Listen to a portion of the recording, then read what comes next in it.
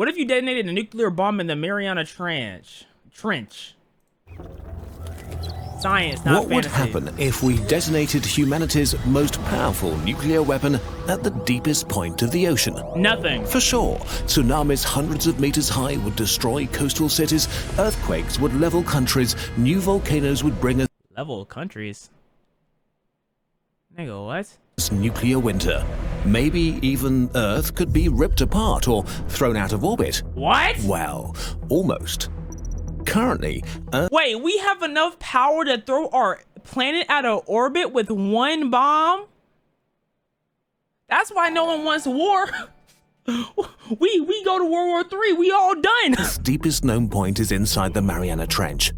The Mariana Trench is a very deep valley right at the edge of two tectonic plates that looks like an upside-down mountain. It reaches a depth of about 11 kilometers, almost 3 times deeper than the dark grave of the Titanic. It's one of the last places on Earth for humans to explore. Okay. Pitch black and under 1,000 atmospheres of pressure, it's a relatively pristine environment thanks to the absence of humans.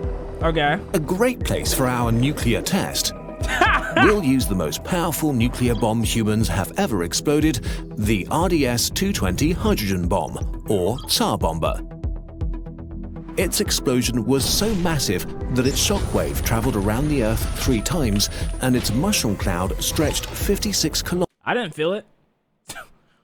When did this happen? What? I didn't feel no shockwave. What are you talking about? Lying ass. Into the sky. Its shockwave was strong enough to destroy everything in 1,000 square kilometers, its fireball hot enough to burn the rubble. Bombs like this release such an enormous amount of energy at once that they could boil away an entire lake. And if we set off a nuclear bomb in the Mariana Trench, that's exactly what happens.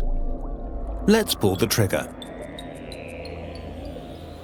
In the first few microseconds, the nuclear fuel undergoes its chain reaction and explodes with the power of 50 megatons of TNT. Okay, that's light. A blinding flash of light illuminates the darkness of the trench for the first time in history. Oh, the heat of the explosion produces a cavity, a flaming bubble of cavity?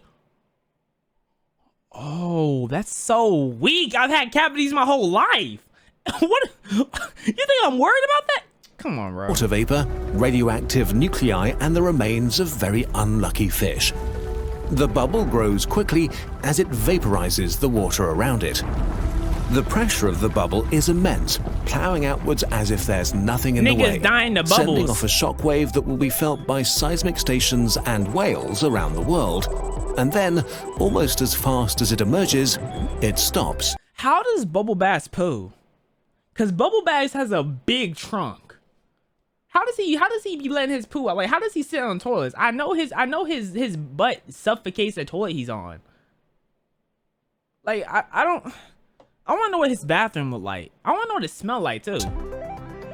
On the surface of the Earth, this fireball bubble would grow to 10 kilometers the second after it's detonated, as the atmosphere barely puts up a fight to hold it back. Okay. But the pressure at the bottom of the Mariana Trench is enormous. With 11 kilometers of water overhead, being in the Mariana Trench is like being crushed by a hydraulic press from every direction. Here, a second after the detonation, our bubble is about 1 kilometer across, when, oddly enough, it starts to shrink. The bubble overextends itself, losing pressure as it expands until the water turns it back, recompressing it. So you're telling me nuclear bombs can destroy all humans, but they can't touch water? That's what I'm hearing. The ocean just fucks nuclear bombs, but everything, but all of land is screwed. That's insane to me, bro. The tug of war between the fiery death bubble and water goes back and forth a few times, the bubble shrinking and growing until eventually the bubble loses for good. Damn. The pressure around it Water's is too overpowered. great and turbulent. That means people in Atlantis must be strong as hell. How much do you think those fish down there can lift? Hold up. If those fish are under all that pressure, how strong are those fish? Oh no, that's actually interesting. How much can Larry the Lobster lift? Oh my god. Water begins to chop it up. It becomes something like the underwater equivalent of a mushroom cloud as it disintegrates into many smaller hot and radioactive bubbles drifting upwards. And as our mighty destructive blast rises to the surface, it does basically nothing. Just a small wave and a bubbling plume of radioactive warm water in the Pacific. Oh, something light. No tsunami will wash away Japan or California, although boats and whales in the area might have a bad time. The radioactive fallout will be diluted into the Pacific after a few days, although a fair amount of radioactive water and salt makes it to the atmosphere, where it collects and then rains down again. Acid Even rain. if the wind blows the fallout directly towards the Philippines, the worst of it probably happens over the oceans. But clearly, the real danger comes from our explosion-triggering earthquakes and volcanoes, right? Even if we detonated the bomb right in the trench at the exact point where tectonic plates touch, probably not. Oh. The explosion would have Is that SpongeBob? Y'all see SpongeBob's house right there? Walk up, vaporized a part puss. of the sea floor. Who's a puss? What do you mean, who's a puss? Your mom's a puss. She has a stretchy one too. I put my head in her cooch, bro. I was looking around. I was like, very spacious. I see why you get so much money on OnlyFans, because you be fitting 10 dinglings in there. I've seen your mom have intercourse with a panda. Shut the fuck up.